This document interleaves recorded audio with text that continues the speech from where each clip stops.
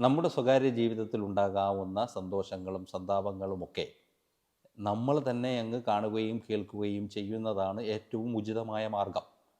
പക്ഷെ നമ്മൾ സന്തോഷത്തിലാണെന്ന് മറ്റുള്ളവരെ ധരിപ്പിക്കുവാൻ വേണ്ടി നമുക്ക് സന്തോഷമില്ലെങ്കിലും മറ്റുള്ളവരിലേക്ക് അത് എത്തിക്കുന്നത് കൊണ്ടാണ് പലപ്പോഴും പല പ്രശ്നങ്ങളും ഉണ്ടാകുന്നത്.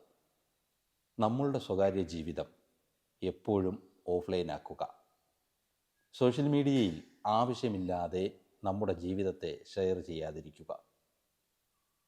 നമുക്ക് ഇപ്പോൾ എളുപ്പമായി തോന്നുന്നതെല്ലാം തന്നെ പലപ്പോഴും വലിയ ബുദ്ധിമുട്ടുകൾ സഹിച്ചുകൊണ്ട് നമ്മൾ നേടിയെടുത്തതാണ്.